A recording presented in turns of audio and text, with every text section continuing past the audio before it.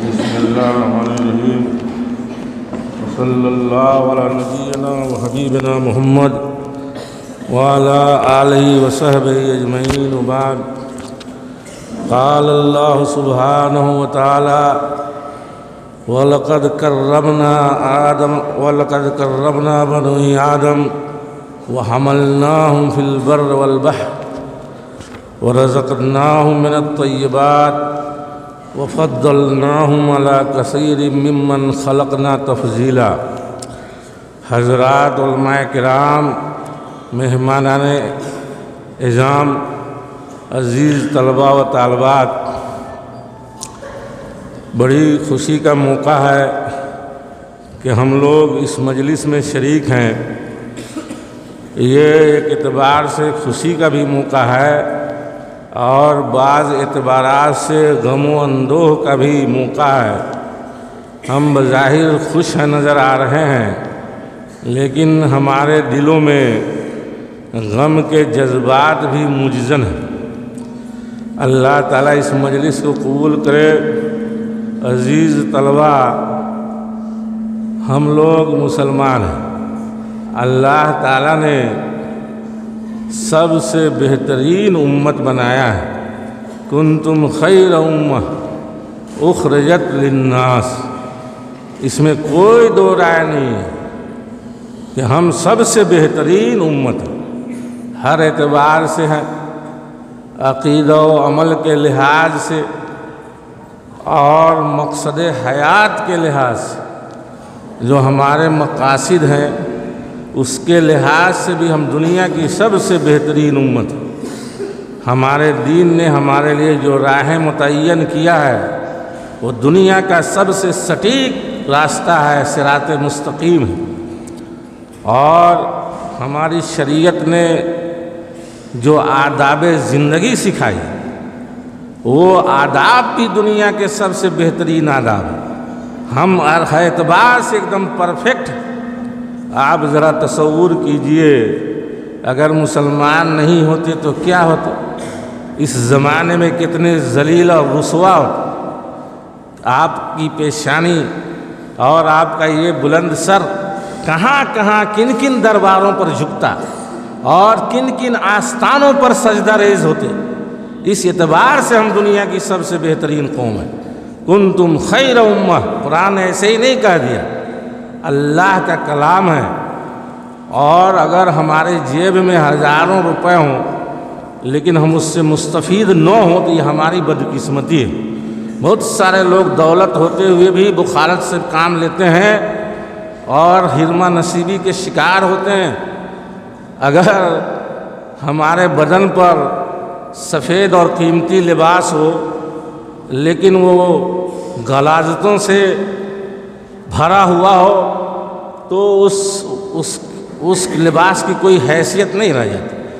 سوال یہ ہے کہ لباس تو ہم نے اچھا پہنا لیکن غلاظتوں سے بھر دیا ہے، پیشاب اور پائخانوں کے چھینٹوں سے اس کو نجس اور ناپاک کر دیا، تو یہ کپڑا کیا فائدہ اس طرح کا لباس پہننے سے؟ اللہ تعالیٰ نے جو دین دیا ہے، ہم اگر اس دین پر عمل نہیں کرتے ہیں تو لاکھ دین بہتر ہو، لیکن جب ہمارا عمل ہی اس کے مطابق نہیں ہے تو ہمارے لیے مفید نہیں ہو جاتا، نہ دنیا میں مفید رہے گا نہ آخرت میں مفید ہو سکتا ہے۔ دنیا میں بھی مفید نہیں ہمارے لیے اور ہم اس کی اہمیت سمجھنے کے لیے تیار نہیں ہیں، اس کے خیرات اور برکات تک ہمارا ذہن پہنچ نہیں پاتا۔ عزیز گرامی، تقریر کا موقع نہیں ہے، ہم آپ کو تنبیہ کر، یہ تقریر کا موقع نہیں ہے۔ کچھ دل کے غبار ہیں، غبار خاطر ہے جو آپ کے سامنے پیش کر رہے ہیں۔ اللہ تعالیٰ نے عالم بنایا ہے، مسلمان تو بنایا ہی ہے۔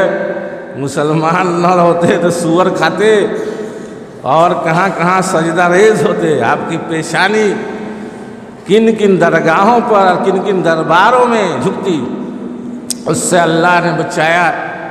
عالم دین ہے، اس کا اپنا شان ہوتا، اور پھر ہم ایک الگ جام کے لذت آشنا ہیں۔ ہم منہج سلف کے پیروکار ہیں جو دنیا کا سب سے بہترین مسلک ہے سب سے بہترین منہج، ہمیشہ قائم دائم رہیے گا۔ باطل ہواؤں کے سامنے ہمارا عقیدہ اور عمل متزلزل نہیں ہونا چاہیے، ہمارے وجود کے اندر کوئی لرزش طاری نہیں ہونی چاہیے۔ ہم اس جام کو پینے والے ہیں، اس جام شیریں کو، جس کو آب طہور کہیے قرآن کی زبان میں، اس کے ہم لذت آشنا ہیں۔ اس کی لذت آشنائی ہمیشہ برقرار رہنی چاہیے، اور زندگی کی آخری سانس تک ہماری زبان پر توحید کا کلمہ رہنا چاہیے، اور ہماری ساری کوششیں اور توانائیاں اسی کلمہ کی سربلندی کے لیے، چونکہ اسی کی سربلندی میں ہماری اور ہماری قوم کی سربلندی پنہاں، اس لیے اس کا خاص خیال رکھیں۔ ہر شخص کو عرفان ذات ہونا چاہیے۔ اگر آپ اتنی سمجھ لیتے ہیں چھوٹی سی بات کہ آپ کیا ہیں اور اللہ نے آپ کو کیا بنایا ہے، آپ کے اندر بہت ساری اچھائیاں پیدا ہو جائے گی اور بہت ساری برائیوں سے آپ بچ سکتے ہیں۔ صرف انسان کو عرفان ذات ہو جائے۔ اللہ نے مکرم بنایا ہے، وَلَقَدْ كَرَّمْنَا بَنِي آدَمَ، ہم نے انسان کو عزت بخشی ہے۔ ایک انسان ہے نا، اللہ نے عزت دی ہے۔ اگر ہم خود کو ذلیل کر لیتے ہیں تو اس میں قرآن کا کوئی مسئلہ نہیں ہے، دین کی کوئی کمی نہیں ہے۔ انسان کو اللہ نے معزز بنایا ہے، آزاد پیدا ہوا ہے، وہ غلامی کرے کسی کی؟ اللہ نے عزت دی ہے، وہ ذلت اختیار کرے؟ اللہ نے اونچا بنایا ہے اور آپ نیچا خود اپنے لیے مقام متعین کریں، تو یہ آپ کی غلطی ہے اور آپ کے ذہن کی غلطی ہے اور آپ کی سوچ کی غلطی۔ اللہ نے بڑا معزز بنایا، بڑا مکرم بنایا، ہم معزز رہیں، اس سے اور زیادہ اونچا اٹھنے کی کوشش کریں، ایسے اعمال اور کارنامے انجام دیں کہ ہماری عظمت میں اور چار چاند لگے اور بلندی نصیب ہو، نہ کہ اللہ نے بنایا ہمیں حاکم اور محکوم کی زندگی گزارے، اللہ نے سردار بنایا ہم غلام بن جائیں، اللہ نے ہمیں ہے نا عزت دی ہے ہم خود کو ذلیل سمجھیں، اللہ نے آزاد بنایا ہم خود کو غلام سمجھیں۔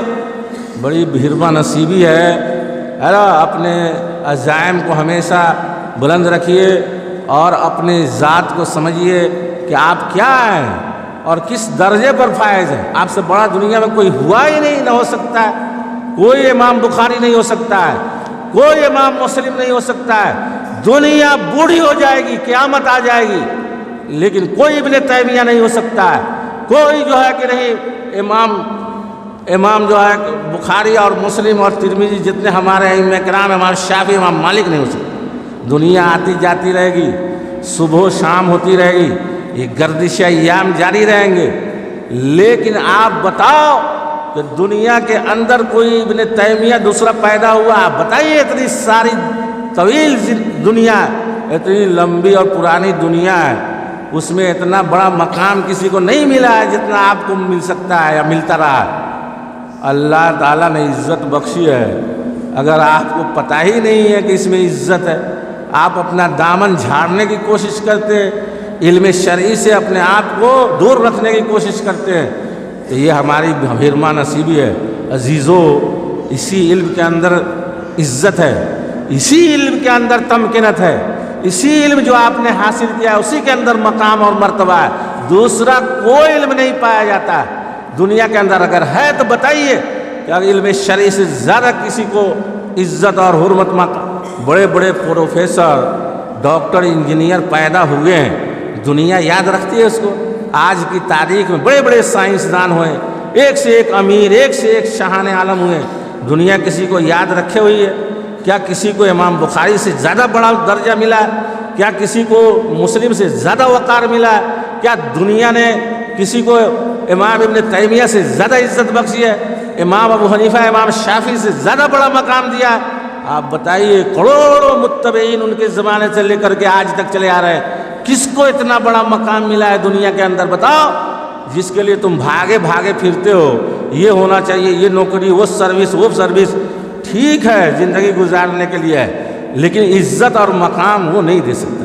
یہ جو حدیث آپ نے پڑھی، جو کتابیں پڑھی ہے، وہ آپ کو وہاں تک، ثریا کی عظمت تک آپ کو پہنچا سکتا ہے، لے کر کے جا سکتا ہے۔ میرے عزیزوں، میں بتانا یہ چاہتا ہوں کہ ہمیشہ اپنی ذات کو کیا ہے، اللہ نے کیا بنایا ہے، کتنا بڑا مقام دیا ہے اور کتنی عزت سے نوازا ہے، ہمیشہ ذہن میں رکھیے۔ انسان آتا ہے جاتا ہے تو ہمیشہ ہوتا رہتا ہے۔ آپ جا رہے ہیں، آپ کے پیچھے دوسرے لوگ آئیں گے، وہ بھی جائیں گے۔ سب لوگ یہاں دنیا میں رہنے کے لیے نہیں آئے تھے، ادارہ کی کیا بات ہے، ادارے میں تو ایسے ہی چند روزہ زندگی ہے۔ اس ادارے کا ہے نا وفادار بن کے رہیے۔ جس ادارے نے آپ کو سینچا ہے، سنوارا، انگلی پکڑ کے چلنا سکھایا، اور جس نے آپ کو اس حد شباب سے روشناس کرایا، یہاں تک پہنچایا ہے نا، اس ادارے کے ساتھ اگر بے وفائی ہوتی ہے تو وہ واقعی دنیا کا بہت بے وفا انسان ہے نا۔ ادارے کے ساتھ بے وفائی نہیں ہونی چاہیے۔ اساتذہ کرام جنہوں نے خون جگر جلا کر کے آپ کو پڑھایا ہے، اور آپ نہیں سوچ سکتے ہیں اساتذہ آپ کے لیے کیا چاہتے ہیں، کہ آپ تصور بھی نہیں کر سکتے ہیں، آپ کے ذہن کے کسی گوشے میں وہ آ بھی نہیں سکتا ہے، سما بھی نہیں سکتا ہے۔ اساتذہ آپ کے لیے کیا قربانی دیتے ہیں آپ نے نہیں دیکھا ہوگا ہے نا، لیکن دیتے ہیں۔ بظاہر آپ کو لگتا ہوگا کہ یہ اچھے نہیں ہے، یہ بڑا سخت فیصلہ ہے، یہ ہے وہ ہے، یا مارتے ہیں یا ڈانٹتے ہیں، کلاس سے نکال دیتے ہیں، لیکن یہ سب آپ کی بھلائی کے لیے۔ آپ کو آزاد چھوڑ دیا جائے تو آپ جانور ہو جائیے ہے نا، جانور ہو جائیے گا، بلکہ اس سے بھی زیادہ خطرناک ہو جائیے ہے نا۔ جتنا شیر اور چیتا جتنا خطرناک نہیں ہوتا ہے، ایک طالب علم کو اگر بے لگام چھوڑ دیا جائے تو سماج کے لیے، معاشرے کے لیے، ہر شخص کے لیے، وہ خود اپنے لیے ایک جانور ہے نا سے بھی زیادہ خطرناک اور زیادہ ضرر رساں، نقصان دہ ہو سکتا ہے۔ میرے بھائیوں عزیزوں، اپنے ادارے کا خیال ہمیشہ یاد رکھیے گا، جہاں تک جس طریقے سے بھی مدد ممکن ہو فراہم کرتے رہیں۔ اساتذہ کو اپنے دعاؤں میں یاد رکھیں۔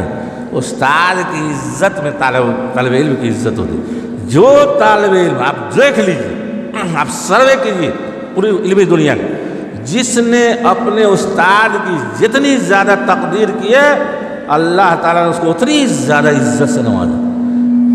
مقام اساتذہ کا عرفان اگر ہو جائے کسی کو تو خود اسی کے بدولت کامیاب ہو سکتا ہے۔ خالی اساتذہ کی خدمت اور اساتذہ کی عزت اور توقیر کی وجہ سے انسان نہ پڑھے، نہ محنت کرے، لیکن زندگی میں کامیاب ہو سکتا ہے، ایک گارنٹی ہے۔ اس لیے اساتذہ کو ہے نا یاد کیجیے۔ ہم بھیج رہے ہیں آپ کو میدان عمل میں ہے نا، ظاہر ہے پڑھایا ہے، لکھایا ہے۔ ابھی آپ نے بتایا کوئی 12 سال کا پڑھا، کوئی 15 سال پڑھا، کوئی 18 سال پڑھا ہے، کوئی پہلے ہی روزہ ہی سے پڑھ رہا ہے، کوئی تیسری جماعت سے، کوئی دوسری جماعت سے۔ تو اتنی لمبی مدت تک آپ تعلیم حاصل کرتے رہیں، ظاہر اس کا ایک غرض و غایت ہے۔ آپ چراغ ہیں، ہم آپ کو ایک چراغ مستنیر بنا کر کے معاشرہ میں بھیج رہے ہیں۔ آپ اپنے وجود سے جس سماج میں بھی رہیں روشن کریں۔ راہیں بہت ہیں اور راہیں بہت ہوں گی آپ کے سامنے، بہت سارے دروازے ہوں گے، بہت سارے راستے ہوں گے۔ بہترین اور محفوظ راستہ جو ہو سکتا ہے اس کو آپ اپنی زندگی کے لیے اختیار کیجئے، اور جو ہے اپنے آپ کو زمانے کے گرد و غبار سے اور اس کی آلائش سے ہمیشہ بچائیے۔ دنیا طرح طرح کے اس میں لوگ آباد ہوتے ہیں، اپنی ذات کو ہے نا ہر طرح کے شبہات سے اور شکوک سے محفوظ رکھیے۔ اللہ تعالیٰ آپ سب کی حفاظت فرمائے، ہم سب لوگوں کی حفاظت فرمائے۔ اللہ تعالیٰ آپ کے لیے مستقبل روشن کر دے، آپ کے لیے راہیں ہموار کر دے۔ اللہ تبارک و تعالیٰ ہر شر سے آپ کی حفاظت فرمائے، ہر بلا اور مصیبت سے آپ کو حفاظت فرمائے۔ وآخر دعوانا الحمدللہ، السلام علیکم۔